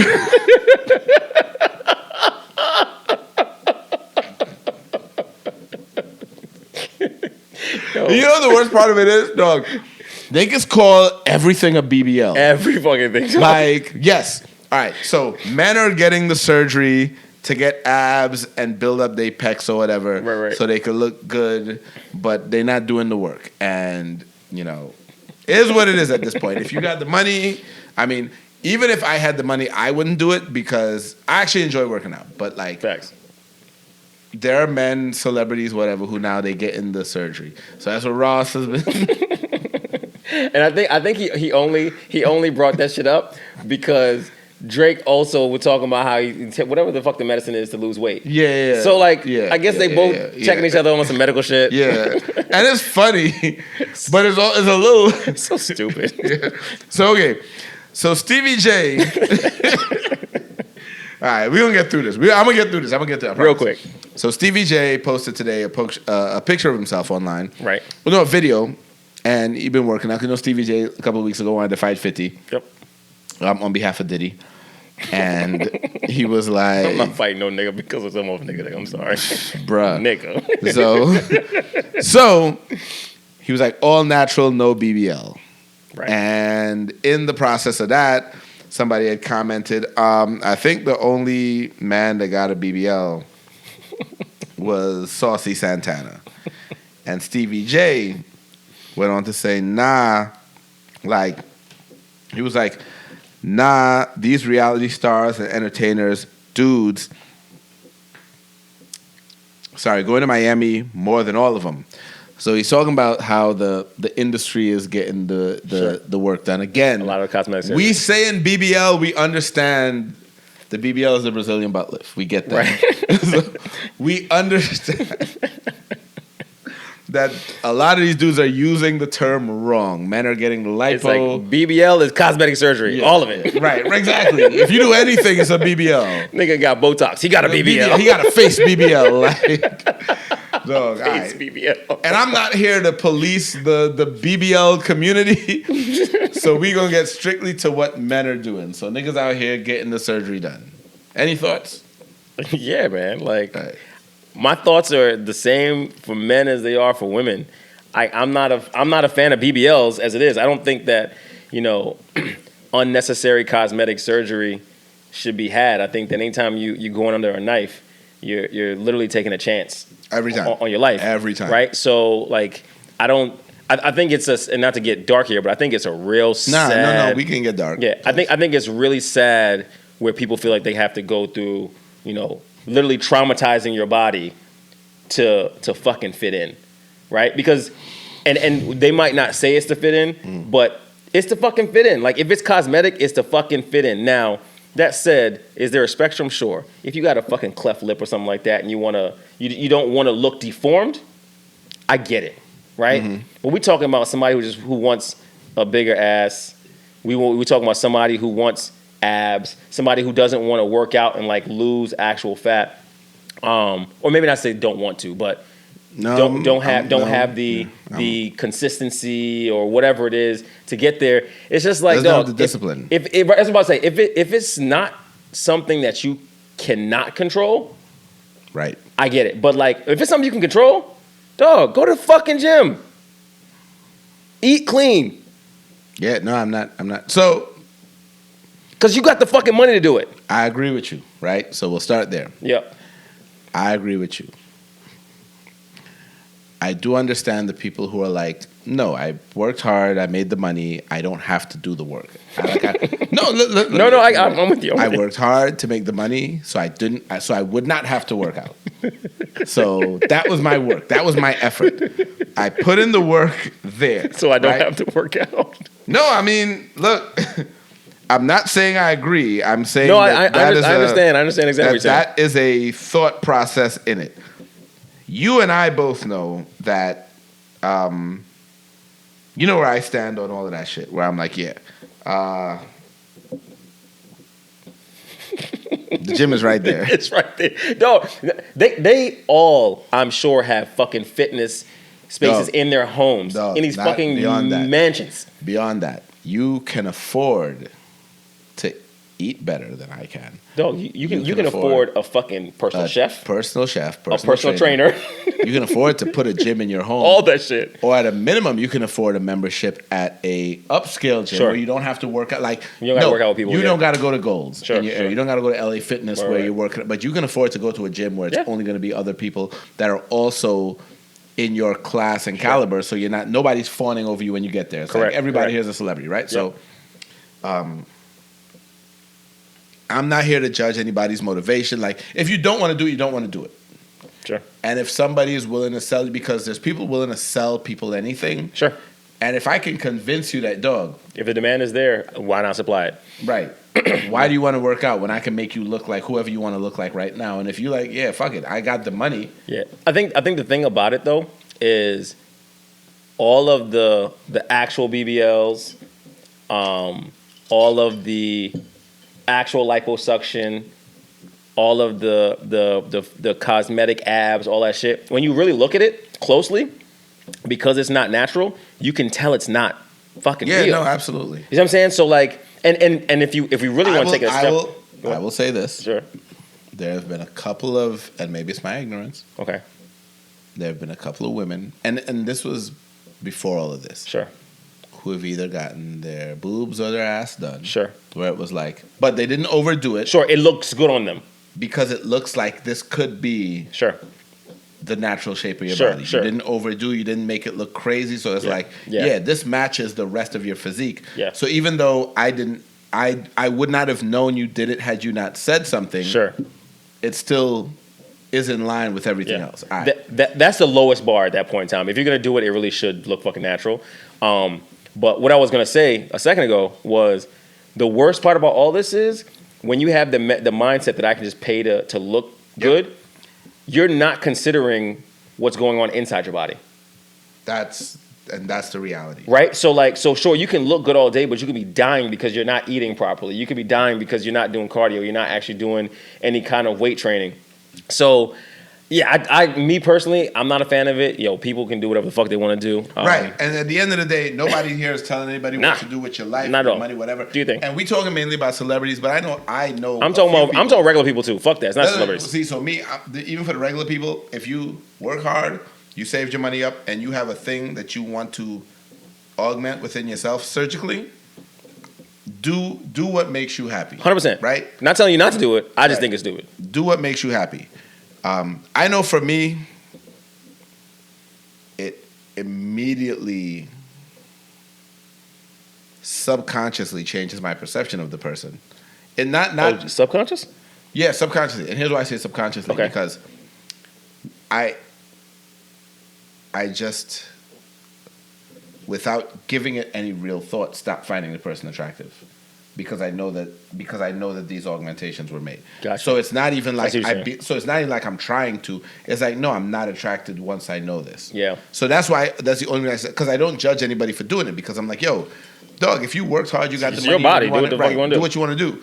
And it's not even like I don't say anything and it doesn't change. If we're just friends, it don't change my perception as a friend. Of course not. No, that's my homegirl, whatever, blah, blah, blah. And I will never talk about anything they do because it's not there. I just know because I have homegirls that I'm attracted to. Sure. From a physical perspective, once I learn that, I don't find you attractive anymore. All right, so we're a little different here.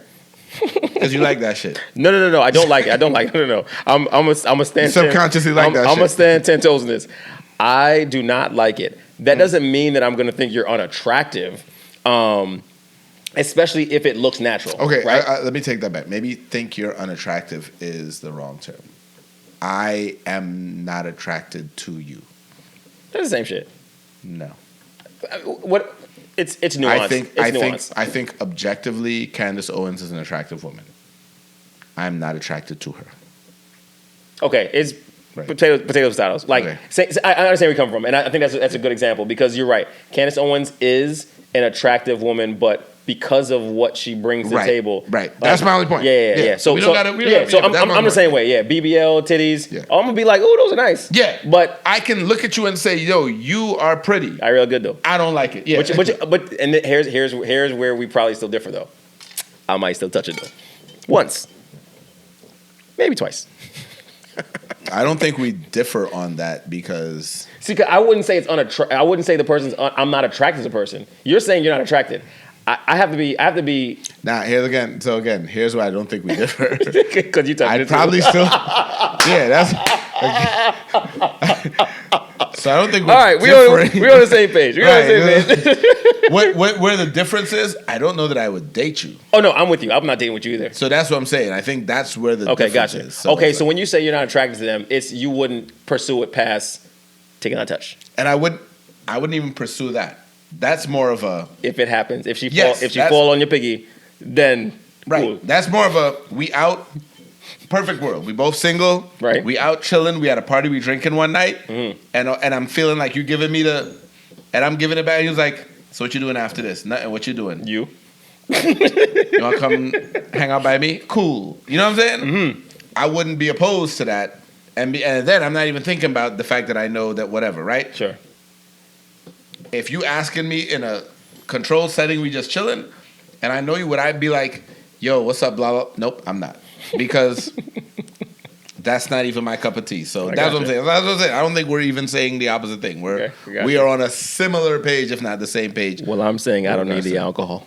Oh. I just know Tino. So, but for the men, though. It's weird to me, dog.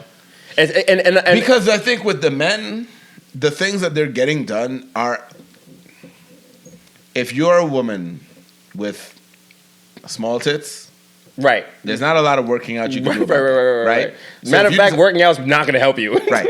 So if you decide to I'm not even mad at that because I'm like, yeah, you can't do anything physically about that. So if you wanted bigger boobs, go put bigger boobs. Right.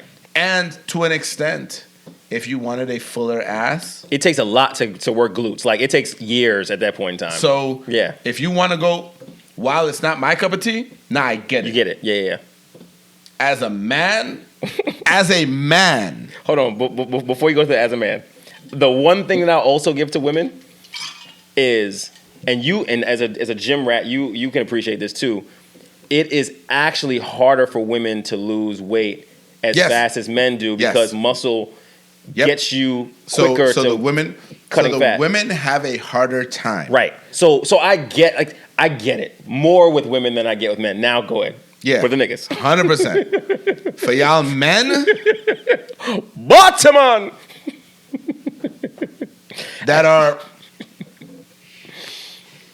because like I said earlier, I understand if you work hard and you work hard every day and you made the money to where you're like, I don't want to have to go to the gym. Sure. Just cut the shit out. I get it. Be lazy. Cool. I just can't. I can't give you that level because it's like I can't give it that respect because I'm like you said, you are risking your health. Sure. To go under the knife because anytime you go under the knife, you put your health at risk every time. Yep. So you're risking your health to go under the knife to craft and create abs, a better, more shapely chest, whatever it is. For what? To continue eating shitty and then lose it anyway. When in reality, low key, not even low key anymore, high key, as a man, you can be fat and still get chicks. Dog, as you say that, the amount of women that I've heard tell me I prefer a nigga with some weight on him over like you don't even have to lose the weight. And I'm sitting there like, wait. So all this working out I'm doing is for me? It's not for you? Dog. What the fuck is this? So I'm like, at this point, I'm like, wait, so what are you even? Because we know 70 to 80% of the stuff that we do as men is for the purpose of getting women. Without a doubt. It's to impress women, it's to get women, it's for women. Or to attract the people you're attracted to. So let's be real. It doesn't have to be just women. Right. Right. So if you can do it while you are chubby, just do it while you're chubby. If you don't really want to put in the work, like just be chubby. Why risk your health to put in fake abs?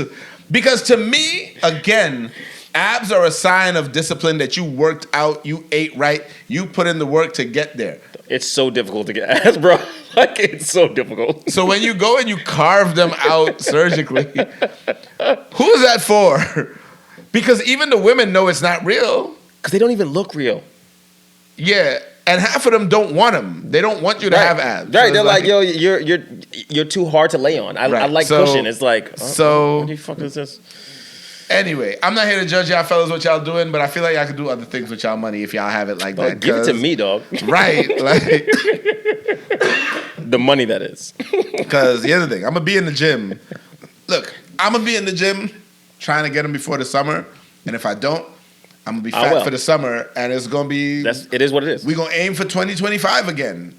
Even if I had the money. Yeah. I'm not going under the knife for abs. Because then I don't even... Let's be real, for me, before we move on, I wouldn't even want them if that's how I got them. Yeah, because after a while, it's like, you know that you didn't do any work. What did I actually do? Like, for me, the whole point of the abs is that, I put in the work to get these. And I'll add to it. It's like the whole point of having money and spending it on stupid shit is to be able to say, I did something that someone else can't do. Right. So the fact of the matter is, you put an abs. I can just work out and get those. I didn't even put that into it because you're right. Like I have money to go in and ride share a plane. Right. You can't just buy. For me, again, because my tastes are not super extravagant. Sure. You can't just buy an SRT8 if you don't have the money for an SRT8. Facts. But you can get abs broke. Yo, some of the brokest niggas are the most fit. So it's like, so after I spent the money for I've seen vagrants that are super fit and been under the knife and risked my life. Meanwhile, this nigga was like, nah, we both got, my body's better than yours. Like, nah, yeah. So I'm all for that now. But yeah, nah, bro. Nah, yeah, no ab BBL for me. Nah. We good on that. All right. Dre, take it away with the sports because we going on the sports before we get out of here. Yeah. But I know the first part of this was it's all good. So I know I said it in the last 2 episodes, and you like shit on it every time because you don't really watch women's sports. Not shit on it, but like on it is a hard shit on it. Yeah. So it's like women play sports. Exactly. There's no. You stupid. There's a stove in sports arenas. You starting to sound like Charles Barkley now. It was a joke. It was a joke. Look, my kid is a gymnast. No, I know. It's a joke. So a couple things. And I'll say it again. I really love what the women in NCAA basketball have been doing. They've been so exciting, or they were very exciting, to the point where, like, we knew. And I know you didn't watch it, and I ain't gonna lie, I didn't watch full games, but I like paid attention to highlights and what was going on. Like, actual players. There's never been a time in my life where we know actual player. Right. You know what I'm saying? Like, no. Come on, man. There's more than just Caitlin. Reese Witherspoon. You're so stupid.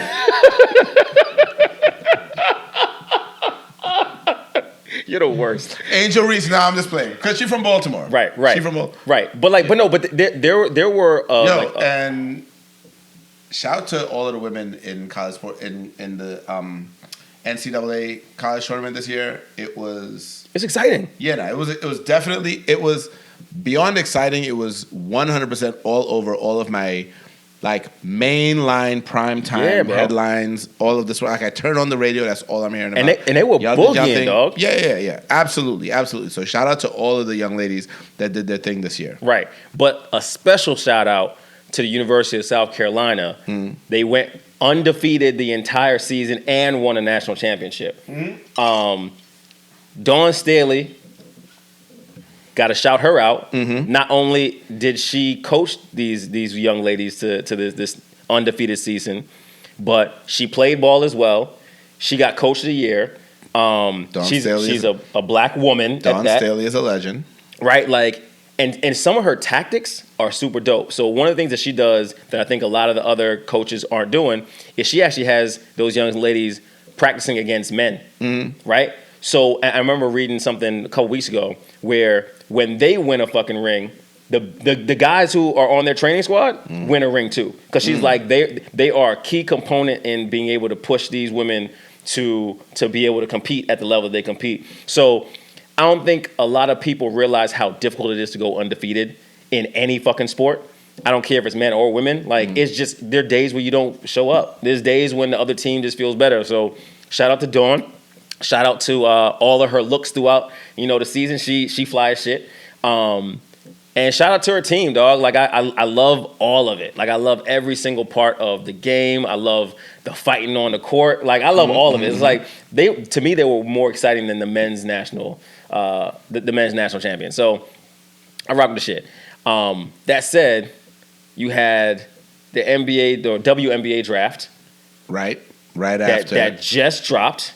Like this week. Yep. Caitlin Clark went number one. As most folks thought. Angel Reese went number 7. Right.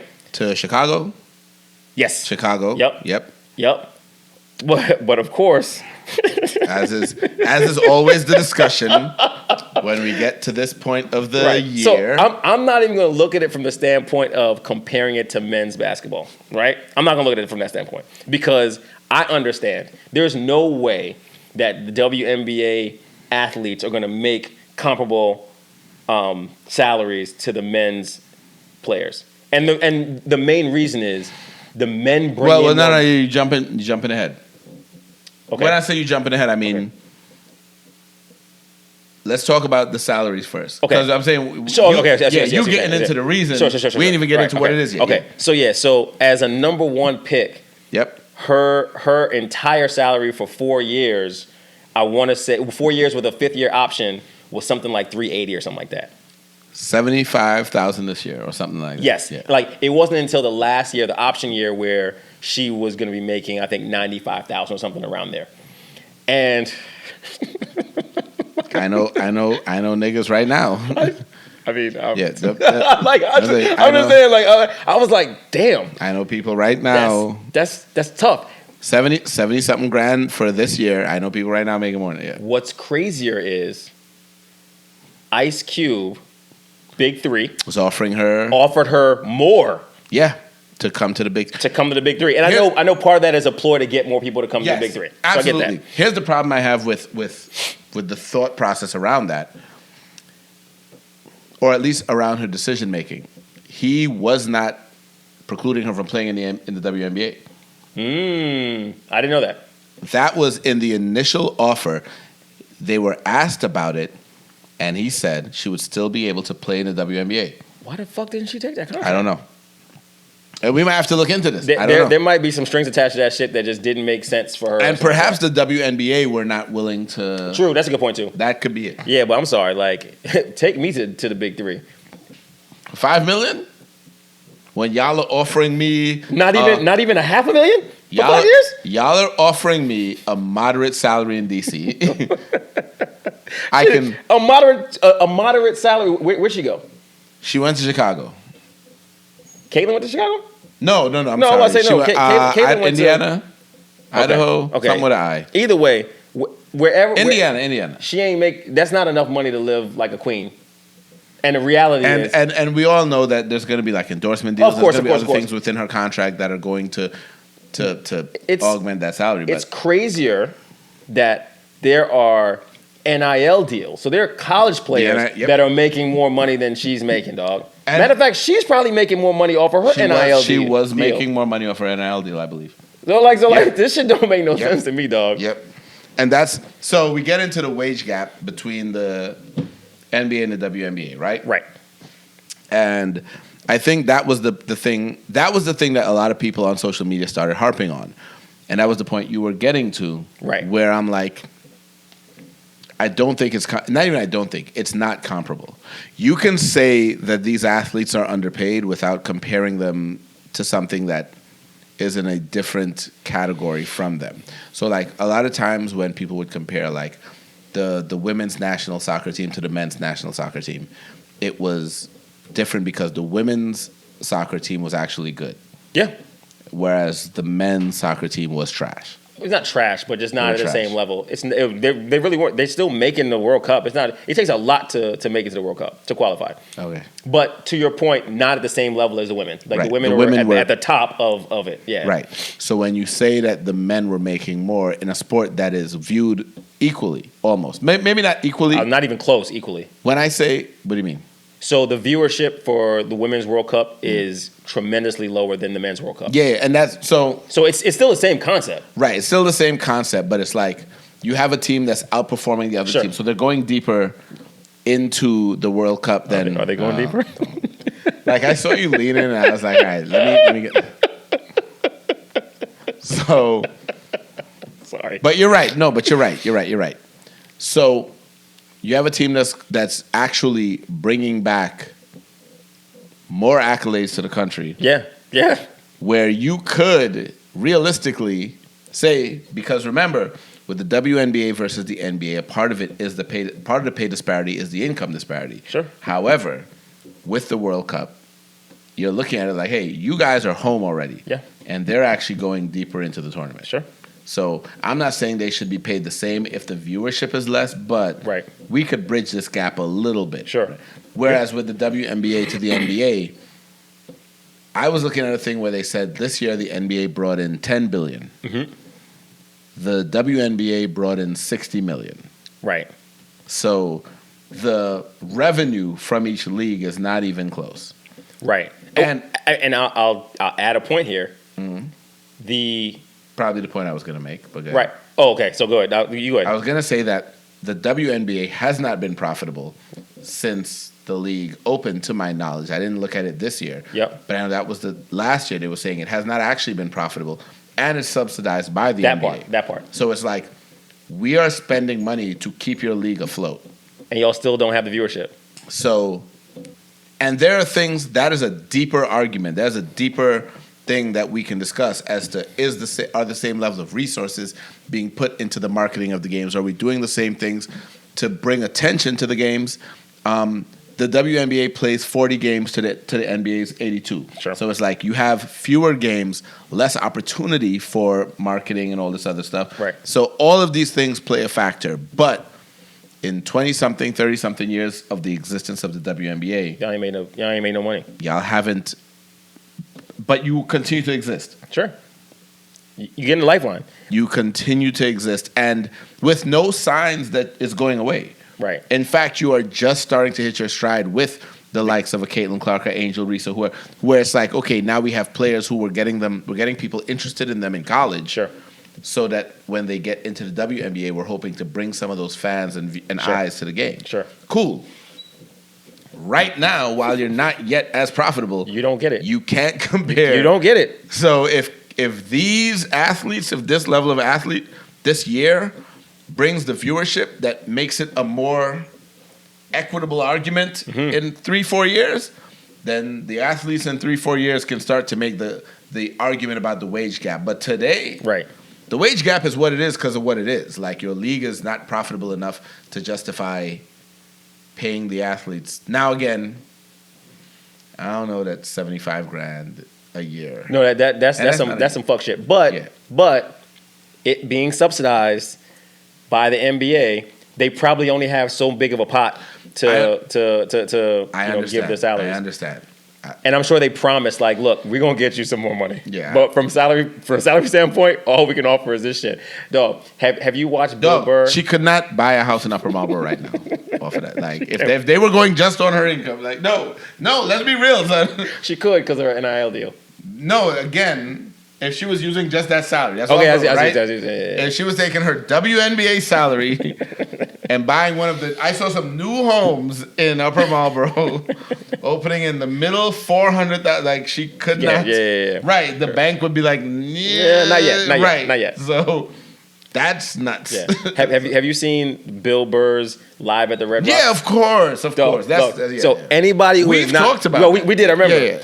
I didn't, but back then I don't think you had watched it yet. No, I did. Okay. We talked about it after I saw it, yeah. Anybody who has not seen Bill Burr's live at the Red Rocks, it's on Netflix. Go watch it. You can fast forward through most of it. No, you can't. You shouldn't. It's all hilarious. But there's a specific part about the WNBA and what we're talking about now that'll explain it in a very comedic way. You'll probably cringe a little bit if you are very sensitive. If not, you'll laugh like I did. But if you're a Bill Burr fan, you know what to expect. Exactly. So, like, he's a genius. And it perfectly really wraps it up. Like we don't even need to talk about it anymore. So we're there with that WNBA wage gap. Yep. What else was funny in sports news? Because we're gonna end on sports. Yep. The Allen Iverson got a statue. I saw, which is super dope. Yeah. And social media spent a lot of time ignorantly clowning the size of the statue. Yeah. So the jokes were funny. They really were. Super inaccurate. Luckily, I had actually seen a post that talked about how emotional he got about it. Yeah.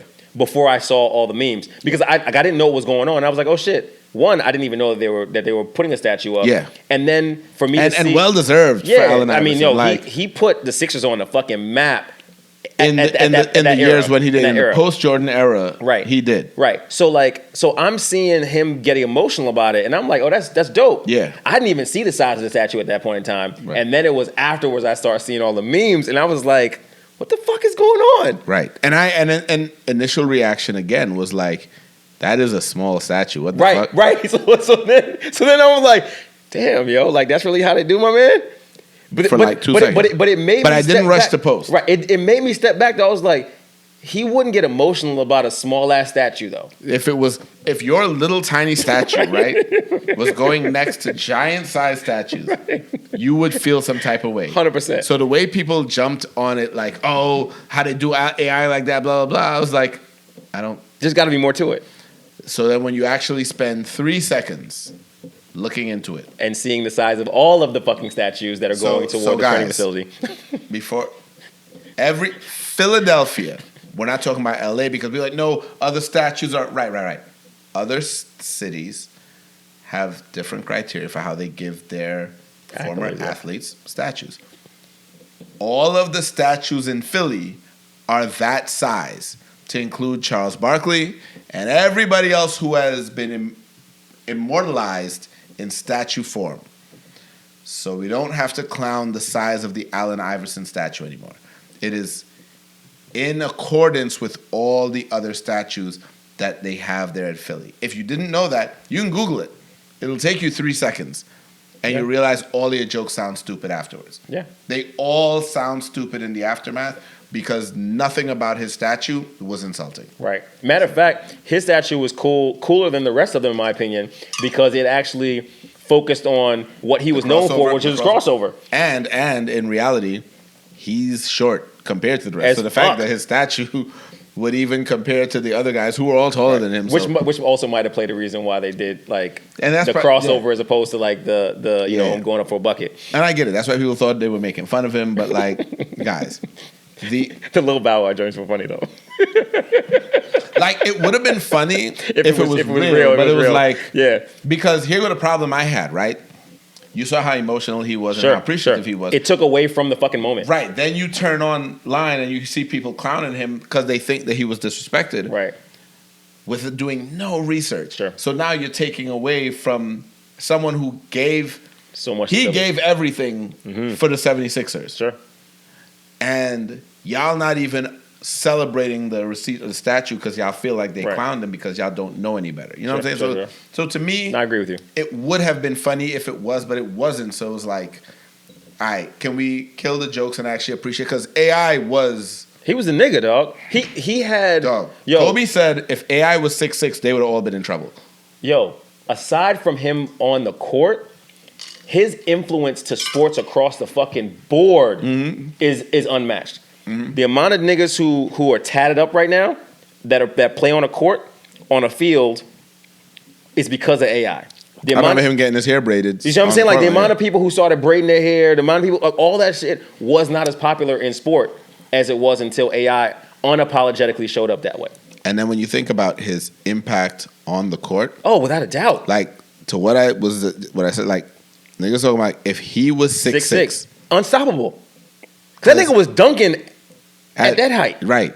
Easily, with ease. With ease. And when it came to just score, like in the quote-unquote Jordan era, when Jordan was transitioning out, he started leading the league in scoring at 6'0". Yeah. Like, that's just on heart, will, and determination and skill. So, like, we gonna give Allen Iverson some proper respect. Yeah, the statue, I know it sounded cute to make fun of it, but no, that was the size that they do there. Right. If you Google for 2 seconds, you'll see that there was nothing. Philly would not disrespect Allen Iverson. They can't. Right. At the end of the day. So now, a nigga who probably could do with some disrespect. And last shout out to Allen Iverson. Jontay Porter from the Toronto Raptors. Lifetime ban. Just being a fucking dickhead. Yo. Nah, dog. Yo. So Jontay Porter received a lifetime ban from the Toronto Raptors for compromising the integrity of the sport by doing the one cardinal sin that I feel like everybody knows you can't fucking do. And they talk about all the time. Like, at this point, dog, in 2024, if this happens, I don't feel bad. I don't feel no type of way, dog. Because, like, okay. You can't be gambling on fucking games, dog. So, okay. He was not only gambling on games, right? Okay. But it was found that he was giving information to bettors and then taking himself out of the games because him being they were betting against his performance. So he would say he was sick and take himself out of the games for other people to be able to win. He was also found betting on Raptors games, which he was playing for the Raptors. Granted, games he was not playing in, but you're not allowed to bet. But you have inside information, right? Oh, it's stupid. So honestly, I liken it to the white people who say some ignorant shit about black people, and then try to act like, well, I didn't know that this was offensive. Dog, we in 2024, son. You know, for a fact, right? For a fact, you cannot bet on games. So like, and this is the first time that in decades that anyone received a lifetime ban, and he earned it. Yeah. Because you a player, you balling right now, and you say, yo, dog, bet against my numbers, and then you take yourself out of the game. That type of shit, he deserves a lifetime ban because you can't have other people doing that because people already think like a lot of these sports are rigged. There's a script. Of course. And then when you see like calls go a certain way or whatever, you start to be like, yo, nah, they want so-and-so team to win. And a lot of us feel like that when it comes to like teams like the Lakers, the Cowboys, because we know like sports media wants to talk about them. Those sports are highly, highly regarded, big fan bases, etc. So then you do something to impact the integrity of the actual competition on the field. It's trash. So and like unlike at least a ref, and refs don't typically get caught up in the shit, but they have been refs that get caught up in the shit. These refs, they making decent money, but they're not making like the actual player money. Right. No. So like I could see how somebody might want to I don't want to agree with it, but I can see why somebody might want to, call a game a certain way because they gotta, pay off a bookie or some shit like that, which they should not have done anyway. Right. But when you're a player, dog, you're making too much money to be fucking up like this. Now, he was, admittedly, he was not like. I know he wasn't balling. Right. So he played part of his season in the G League. Part of his season with the NBA, so nobody knows who Jontay Porter is. Dog, but is, right? the NBA league minimum is like $1 million, dog. So you at least getting some kind of bread. So I don't want to hear. I don't want to hear. No, get $1 million. No, you're right. You're right. Especially right now, where like you see the WNBA not even making as much as half. Dog.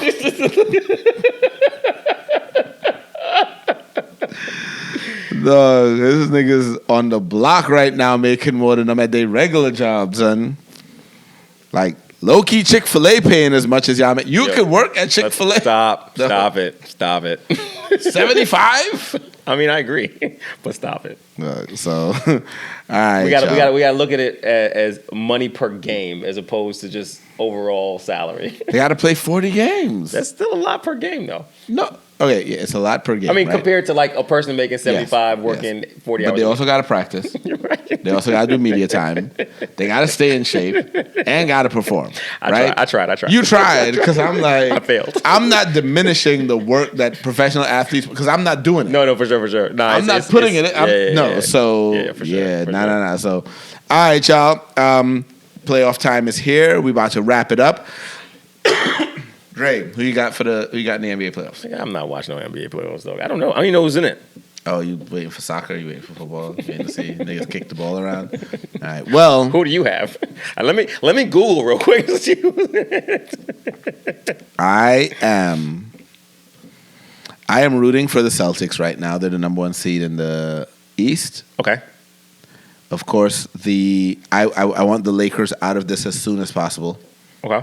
Because I don't feel like they need to be in it, considering they were up and down all year. And I want the media to be wrong.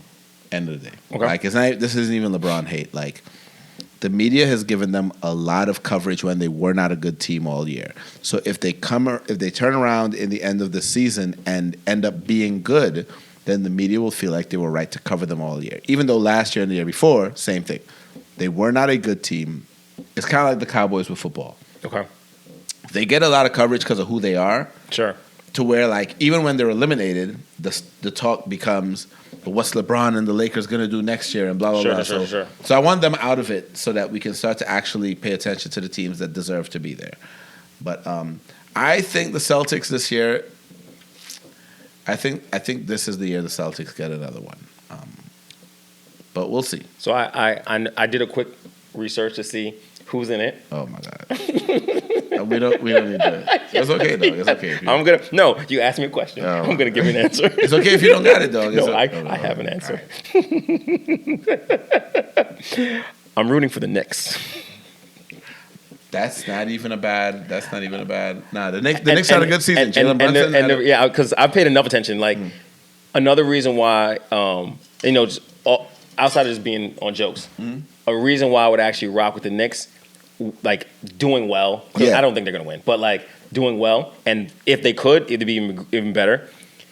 New York hasn't seen, like, I'm just like the Knicks fuck up every fucking year. Like, I don't think this is gonna be the year, but I get it. It would be great to bring that energy to Madison Square Garden. So like that's just what I'm saying. Like that's where I'm coming from. 100%. I would like to see, and honestly, if I could see a Knicks OKC finals, only reason because I would like to see a finals that two teams who have not won. Like OKC has never won. Sure. And the Knicks haven't won in my lifetime. Because I think it was the 70s the last time they won. Right. So to see a finals where it's not a repeat of a year prior or whatever, I'd be happy with that. So that would be dope. OKC versus the Knicks. I don't think that's what's going to happen. So that's not my prediction. My prediction is probably going to be Celtics versus Nuggets. I'm going super safe. Celtics versus Nuggets, and the Celtics might win it. But I would like to see something else. I'd like to be wrong. I'd like to watch a 7-game series of two teams I didn't think were going to win. So we'll see if that's what we get. But it is NBA playoff season right now. The play-in tournament is underway. The Golden State Warriors are out of it, so we're not going to get another season. Steph Draymond don't got to beat nobody up on the court anymore. We're going to see where he lands next year because I don't think he's going to be a Warrior. But all that said,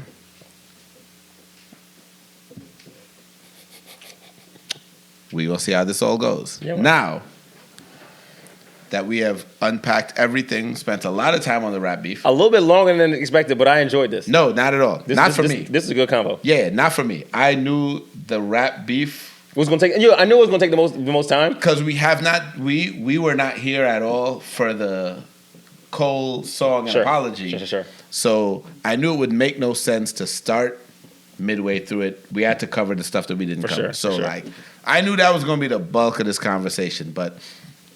Yo, shout out to everybody who continued to rock with us for the hour and 51 minutes that we've been doing this. This is going to be the longest episode we have so far.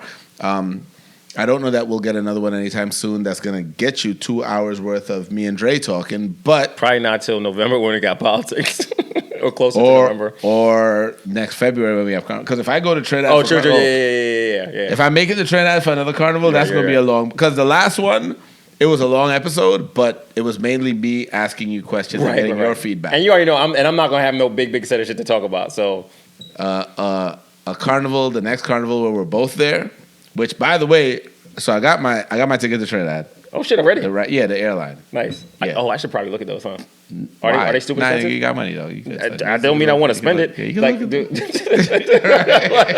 What you look No, this is when the poor people look, dog. This is when, dog, it's May. This is when poor people look. This is our time. Like you're stupid. You can look. You're stupid. You wait till November. That's what y'all niggas look for flights. You got You're stupid. Should I look now? No. I completely forgot that those flights would be on already. Check me looking. What are the dates? March 3rd and March 4th. Yeah, it's a late carnival. Should I look now? No, nigga, you usually go in it. When did you buy your ticket last year? I think Carnival Monday? No, your ass. I think I bought it in November. So it was still late. It was late. November. My trip was canceled in November. By November, I'm not going no more. Good point. So got my ticket. So we inside. So vibes. 6 something though. Round trip. Oh, that's not bad. Not only is it not, that's what I expect to pay. That's a great fucking price. Yeah, that's what I expect to pay. Shit, I'm about to really buy my shit now. If you're trying to go Trinidad for Carnival, this is when to buy your ticket. So if you wait and then complain about the price, right, that is between you, Jesus, and the airlines. Because jackass. No, because you can't. Last year I tried to do just this. Sure. And they were $1,200 to $1,500 right now. Yeah. So when I saw that it was 6 something now, I was like, no, because if I don't buy this and then it goes up, that's on me. Yeah. You know what I'm saying? Yeah. If you don't have it, you don't have it. I'm just saying, if you're serious about going to Trinidad for Carnival, all the other stuff that is expensive, not that it doesn't matter, but it matters less because as you get closer to, you can space out how you do your payments, etc. Yeah. Right? the airline was my main thing that dissuaded me from going this year because the ticket prices were what are you started. Mother cunt is this? Hold on. Real time reaction. How your shit end up being $6 anything? Hold on. $2,000, bro. Jeez. Jesus. I need to go and fucking buy this. No. What the fuck? Yo. And if I leave any earlier or later, it's $3,000. Yo. What airlines you buy? I'm on Copa though. Oh, that is why. No, but it's not. No. I'm saying I'm not on Copa. I'm but it's not because last year everything was. No, I know. But but if you remember last year, this was $4,000 at this point in time. Right. No, right. So I'm flying Copa Airlines. This is not an ad. Fucking ad. I have no hard feelings about flying Copa because I've flown Copa several times, no issues. Just gotta go through Panama, and my girl speaks Spanish, so like I'm good this year. She rolling? Yeah. Ooh, that's gonna be a vibe. Yeah, absolutely. You already know my stance. Ain't nobody fucking dropping. No, but here's the thing: your stance, and we're not gonna drag this on. No. She and I have been together for a full year, and by the time Trinidad rolls around, would be close to 2 years. You were saying even right. Your stats don't make no sense, son. She could roll, son, by herself. Right, we gonna meet up there. Exactly. So we not going. I'm fucking around. 2 years in, yeah, my chick's coming with me. Right. Didn't you have a doctor visit down there last year during? Yo, so thank you guys for rocking with us. Hope you have enjoyed this episode as much as we enjoyed bringing it to you. Make sure that you lock in, subscribe so you can get all the notifications every time we have new episodes. Shout out to White Boy, Soundbang Entertainment, C-Spot Media. All that. For all of the support that you give us. Dre, anything you got anything? You don't get to change the fucking subject that fast and expect me to keep my composure, you fucker. No, son, doctor visits in Trinidad, so you know what I'm saying? Checkups, make sure you're good. My doctor visit in Trinidad was very nice. I'm glad it was. All right, fuck up. You got anything, dog? Nah, man, this was fun. All right, so we're gonna be back next week. We will be back next week. For sure. So, this is Rich. This is Dre. And we are out.